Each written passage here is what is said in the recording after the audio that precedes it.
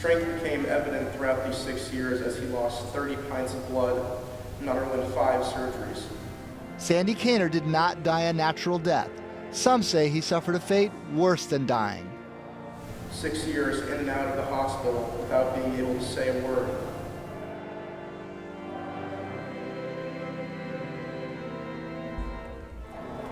I'm going to put you in chair, okay? Unable to move, unable to speak, unable to care for himself. Catastrophic injuries caused by 2 bullets that ripped through his body, severing his spine and piercing vital organs. New Orleans police. Yes, somebody's been shot on Camp between Delachaux and Louisiana Avenue. The attack was a random strike by several young men spreading terror across the city, escalating from burglaries like this one on Lark Street. Somebody's broken into my car and stole it. And what was taken out of it? It looks like my vest and some ammunition. To auto thefts like this heist in eastern New Orleans. New Orleans police operate on 165. What's the emergency? Yes, I need to report some of my trucks got stolen. To armed robberies and carjackings, including several in the Old Metairie area on both sides of the Jefferson-Orleans boundary. And my mom was just, and aunt and sister were just held up at gunpoint. And I had my infant, she's only 5 weeks old. Oh my God. I thought that he was going to shoot me. The attackers were identified as members of a loose-knit Eastern New Orleans street group known as the Marley Gang. Captain Ronnie Stevens was commander of detectives in the East when the group first surfaced on police radar. The members were young, some only 14. It was a pretty quick chain of events that led through this. That's why in the beginning when you started identifying them, it was kind of property crime.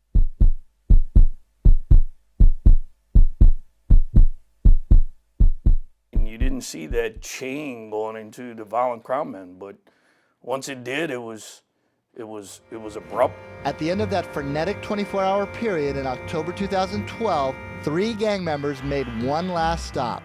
Byron Johnson, Devontae Billy, and Charles Carter Jr. surprised Kaner in his Garden District driveway. I just heard the 2 shots and somebody screaming. And I said, he was kind of moaning, and I said, Sandy, it's going to be okay. And he's like, no, it's never going to be okay because I can't feel my legs. And they're essentially ripping and running. There is no remorse, there is no concern, there is no care.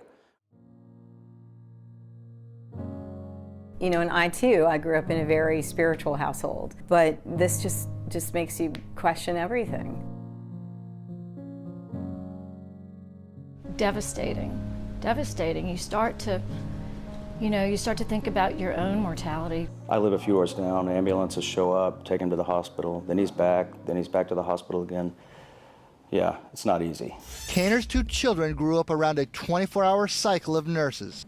Phoebe was 8 when her father was cut down. Granville was 14. I would say for me, it's a feeling of emptiness, followed by anger, and then confusion. Last year, Granville left for college. I'm leaving home knowing that this may be the last time I see Dad before he leaves us.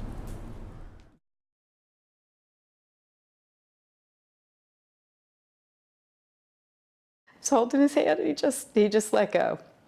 He just slipped away. He opened his eyes, and he looked at me, and he just slipped away.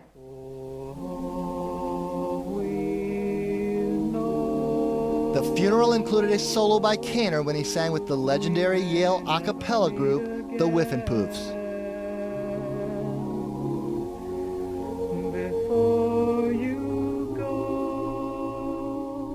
As Kaner lingered in a nightmare between life and death, there were many dark chapters that have never been told.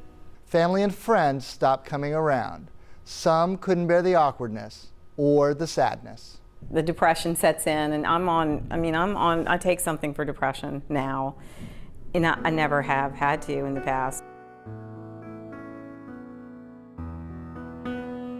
Every time I go to church, I see all these families. It's just very, very very hard. That's something we did together, so I don't want to go to church. Grace continued her interior decorating business, but finances were stretched. Their house is now up for sale. The public heard about a fundraiser for Kaner at Jones Walker, the prestigious law firm where he worked, but they didn't hear that the firm dropped him and withheld his year-end bonus.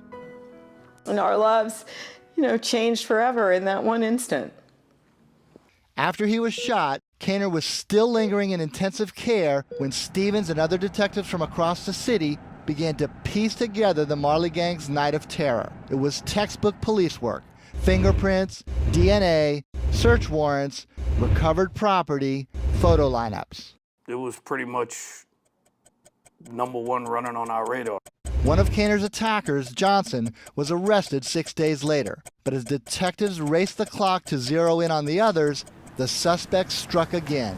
17 days later, Navy veteran and UNO film student Valen May had been invited to give 2 young women a ride. Billy and Carter robbed him as he sat in his car. When May could only produce $25, Billy, 18, shot May in the head, allegedly on orders from Carter, then 16. May, from Alexandria, was killed instantly. He was 24 years old. I have talked to his family extensively by phone, but they say they are too distraught to talk publicly. They say their heartache is just too great. The heartache has now shifted for the Kaners from the living reminder of their ordeal to haunting memories that will never go away.